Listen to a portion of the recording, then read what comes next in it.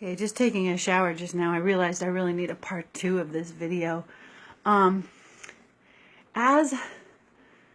we come into this birth of the Christ, you know, as the earth is restoring the divine blueprint of the masculine feminine union, which is Christ consciousness, we all of a sudden have to process the entire wounding between the masculine and the feminine. And if you can imagine being a star-seeded being, which everyone who ever watches me is totally star-seeded, and so I'm talking to you, my friends, my beloved peers out there. Anyone who is star-seeded came, in a sense, with codes that were not compatible with the earth. We came here to hold space for Gaia's birth into the Christ. Some of us, I came in 1964 was when my conception happened, right? So I was bringing starseed genetics from a double diamond sun body of Andromeda, pure love, into the fallen earth of 1964. And so when my sperm and my egg tried to come to each other, it was Armageddon in the church. The church was bombed.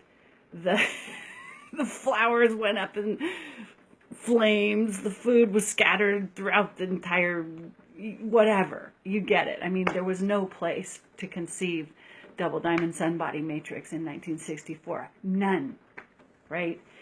And then my really good friends, some of them came in the 70s, trying to bring the unity body in the 70s. And of course,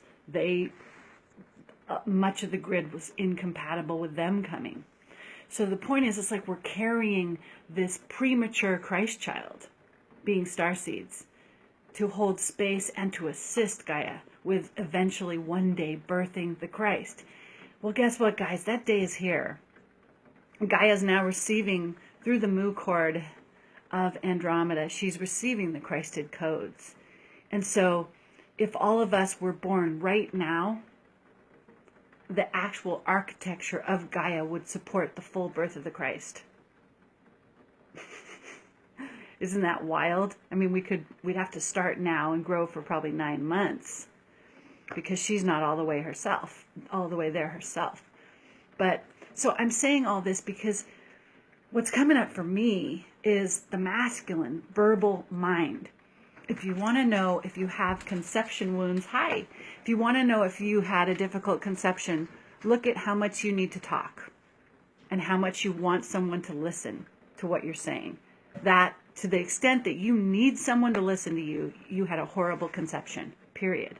Because you're not able to receive your own, and I'm talking about myself. I had a horrendous conception in 1964. I mean, it's a miracle I even was born. My mom was allergic to my dad's sperm. There was like an explosion in the womb. I couldn't implant. You know, it's like, wow. So anyway, but now we get to go back and be born in the happy story of really being born in a Christed womb. So the verbal mind is like the sperm, the mind brain that has nothing to receive it, that just wants to talk and talk and talk. And no matter how much it talks, it doesn't really feel heard. Because what it needs, that mind brain of the sperm, needs to dock into the heart brain of the egg. It needs the feminine to open her arms and say, darling, come to me. I validate you. I see you. I know you. I love you. I get you. And that would be the feeling if this egg were able to receive the sperm and allow its entry, and the sperm could feel itself as blessing as it penetrated the womb wall. Right? I felt myself as absolute curse as I entered the egg. And so, and this and so many of us that carry these star-seeded genetics have the same pattern. We need to talk. I mean, I get downloads of so much stuff coming in, like hours of downloads with these codes that are coming from the sun, and nobody can listen to me because everyone's sleeping. The whole earth is fucking awakening in a massive way, and no one can listen to me. And ultimately, you know what? No one's supposed to listen to me, because I have to heal the egg sperm trauma of conception. I have to become the receptacle, find a way to link my head to my heart, so much so that I can literally sit in council with my divine feminine as the downloads are coming. And maybe at a certain point, there won't even be a me that feels separate from the downloads, and it'll just course through, and I don't know. But so anyway, guys, we're definitely going to be processing all the wounds between the masculine and the feminine.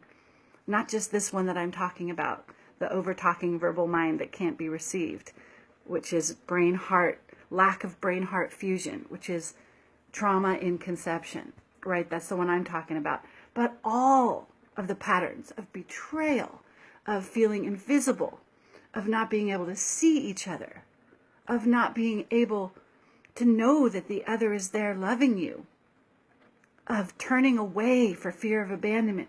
All the things that prevent us from sacred union are going to be up, because this mu cord, this umbilicus that is impregnating, that is soaking us with divine nectar, is giving us a chance to be rewritten in immaculate conception.